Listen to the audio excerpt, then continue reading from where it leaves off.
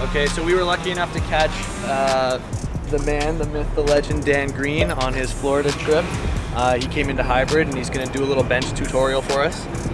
We have our own bench daddy, Alex Usler here, and we're going to be Dan's dummies. He's going to walk us through some of the key setups for bench as far as he likes to cue it, as far as shoulder positioning, legs, different things like that. Anything else you're going to run us through, Dan? Yeah, I mean, once we start benching, we'll get through everything. Because I mean, setup is good. We got to have to kind of set up the wrists and the shoulders and the legs. Those are all important things to consider.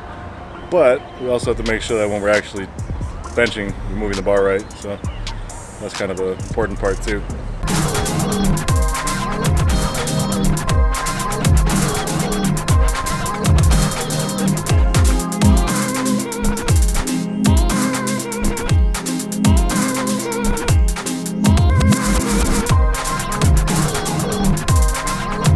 All right, so you usually get a pretty wide grip. You get the index fingers out on the rings. Yeah. All right. Yeah, just go and set up like how you would normally set up, and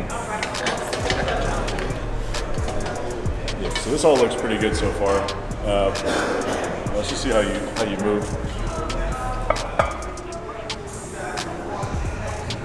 yeah, the first thing I would say is when we're starting with the light weights, let the wrists settle as much as you can. So you don't need to crush the bar like it's 400 pounds right now. Just think about kind of letting it rest there, letting your wrist kind of settle in, almost bending back a little bit. Yeah, this will let you feel the shoulders and chest doing a little more of the work on the warm-up sets, and the triceps don't need to be fully engaged with that tight grip. So with the warm-up sets, you want to get a little feedback by keeping it lighter. And when you bring it down, I don't want you to bring it down quite as low either. Okay. You're bringing it down onto the floating ribs, but we'll just bring it down right to the sternum. So at that very last couple inches on the way down, you're going to really have to kind of pull it in. So you're actually, go ahead and lower it slower. You just want to bring it right up. So stay tight, but you want to touch a little higher than you were before. So you're kind of relying on that leg drive to go from a little bit too low on the chest to a little, to getting it back over the chest where you can press it. The only problem is there's that moment where you lose a lot of your strength. And so if we're touching too low, we're going to lose a lot of our strength development over time. You can rack it. Good chest pump holding that for so long. So you're saying with the higher bar placement, you can get more out of your leg drive? What I would say is leg drive is great to kind of put the most weight on the bar when you're actually in a competition. But as far as training and getting stronger week in, week out, month to month, year to year, if you're relying on the leg drive, that's it's like short-circuiting some of the gains that you're going to make in terms of developing your chest and shoulder strength. Just because the bar path that you're taking takes the weight off of the chest and shoulders for a little bit, the more weight we can kind of handle as we're lowering the bar, the more we're actually utilizing the chest and shoulders. We can always add the leg drive in at the meet or at the the day when we're kind of seeing how well we move the weight. But as far as just general development, we really want to control the weights that are controllable just with the chest and shoulders and arms before we add in the legs. So when I would do these for you, the lightweight warming up, you want to kind of minimize the advantages you take with the leg drive. So if you use the most favorable setup right away, you barely even feel the weight. Absolutely, yeah. So what we want to do is actually feel the weight, so we kind of feel what the chest and shoulders should be doing. Are they actually engaging at the very bottom of the lift, or are they just kind of dumping the bar into the position where your legs are going to reverse the weight? So when you do entire portions of a training cycle where you would do no leg drive at all, or would you always keep that so you're familiar with it and then also do variations of the lift without leg drive and stuff like that? Yeah, you gotta practice what you need. So if you bench with a lot of leg drive for a long time, it's something that needs minimal practice at that point. And so the things that'll make you stronger that don't involve so much leg drive, those probably will comprise more of your training.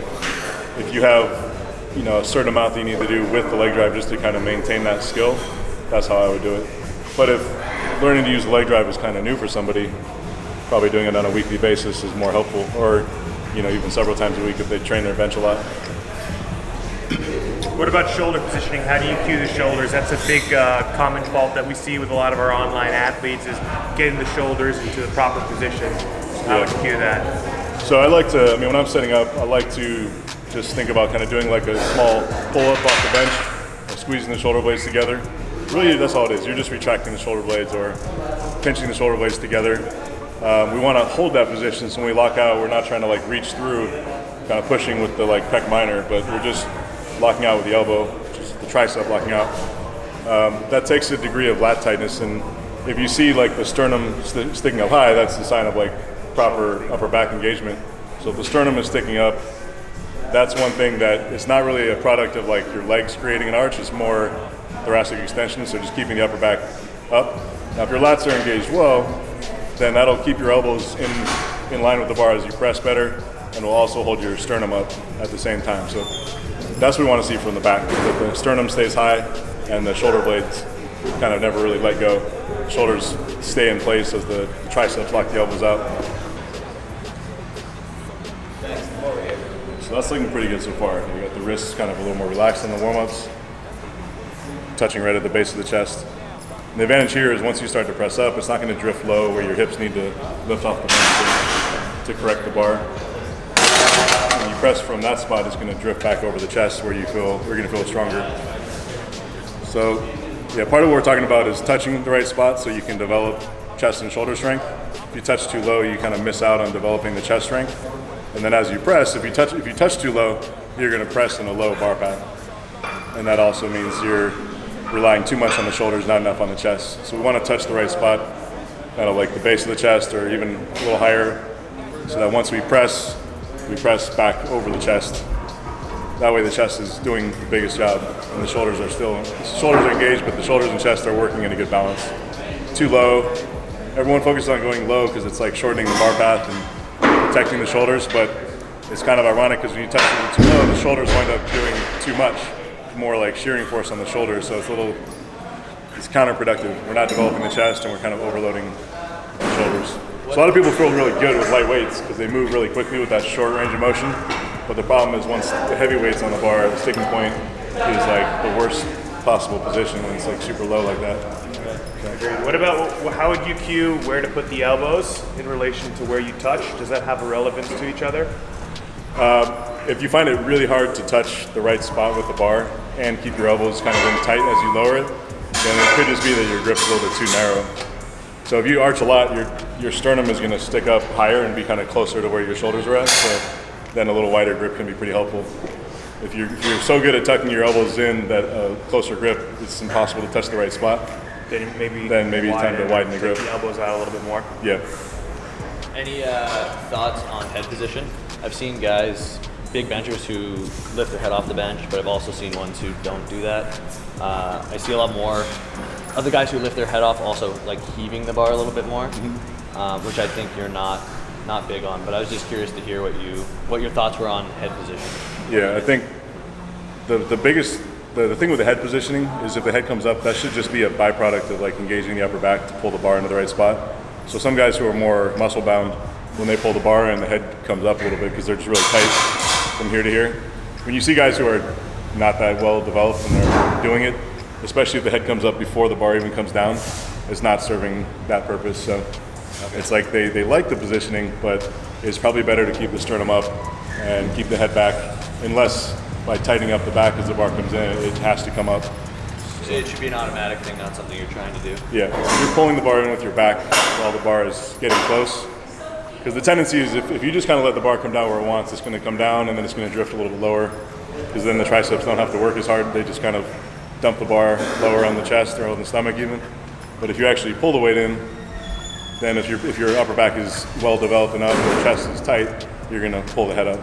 But the head shouldn't come up before the bar comes down, because that doesn't really achieve that purpose. So. I definitely felt a lot more pec recruitment when I did it the way that you said. Yeah. So let's maybe try it again. I'll do it the way that I did it before, and then try your cues to see how it changes where the bar is and the bar's range of motion. Because if you can basically feel what the chest and shoulder should be doing from the warm-up sets, then you're going to build strength as Absolutely. you go heavier. If you're not doing it right in the warm-ups, you're not going to do it right in the heavy ones. So the bar pass should basically be like you bring it kind of low and then straight in. That's usually where I touch. Yeah, so that's pretty low. Like it just never stops going lower and lower on the chest. So, more there. A little higher up still. Yeah, keep the head back. Just tuck it in a little higher, right in here. Yeah.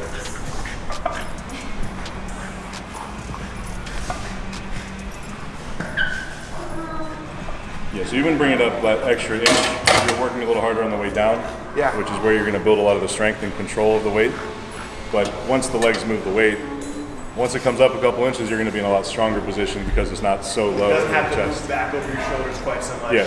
That's where I'll find a lot of time. However much you can move it back from the low position, you can move it back just as much from a higher position. Faster. And then the further up it goes over the chest, the stronger Faster, just leverage lock it are out. there. Yeah. Like if you can push the bar all the way back over the collarbones, you have the best leverage to use all your chest and your delts in the best position. So if you touch so low that you can only kind of push it up where it's low over the chest, it's going to be kind of the weakest leverages. Yeah. So it feels good when You don't get it back. it feels in good when time. the weights are light and you can pull it out. Yeah. But once the weights are heavy, your weak point is going to be really bad. At what point should you be trying to achieve that position that you said is the strongest? I know that a lot of people say keep it tucked until you reach 90 degrees, and then that's when you want to come through. Do you have an opinion on that? There's different bar paths, but I think if you can drive the weight back with your leg drive, so I think about leg drive as like a horizontal motion. So the more the leg drives can get the bar to move back, the sooner I can flare the elbows and create power. I think that's one of like the biggest beginner mistakes that I see as well. Is when people go to drive, they drive their hips straight up. Yeah. And you're saying that instead they need to push themselves back into the bench and try So to. if you want to, I saw a video of you like in Russia once benching. You literally slid the bench that was like a little frustrating, but 5 inches back. Bad memories, my bad. But yeah. yeah. So like leg drive, if I set up on the bench, this is simple, kind of see this way. Leg drive should take you horizontally. So if I'm here, my leg drive should push me kind of like along the bench. So the bar is going to drift. If my shoulders stick into the bench, then the bar is going to drift this way, where I can flare and press. So that's what I want, is the leg drive to get the bar over the upper chest so that I can press it in a strong kind of leverage position. Are you thinking? I've heard the cue to extend the quad, like you're doing a leg extension, to sort of incorporate leg drive in that backwards motion. Is that something you think about, or are you literally just pushing back? I just think about keeping the sternum up, and if you set up so you feel like you're creating horizontal pressure with the legs, that's really, I think it's better to have it where it's more of like a general concept than to like think about each body part as like a separate thing. The more you try to like break everything down into what are the elbows doing, what are the feet doing, then it's like it's like your brain has to micromanage what your body's doing, and it's going to be awkward. But I think the simple thing of just kind of sliding yourself along the bench, that's a good way to kind of feel what the legs are supposed to be doing. And then when you're actually lifting, digging the shoulders in. So when you slide along the bench, it just pushes your sternum up in the air. So to wrap it up, I guess the main points we talked about is most importantly where you're going to touch on the chest with the bar, not making the mistake of sinking it too low into the belly or tapping it quite too high like towards your collarbones, but finding that sternum area and then getting the bar back over your shoulders. We also talked a little bit about leg drive and driving back into the bench to be optimal instead of driving your hips straight up. Touched on elbow positioning a little bit as well.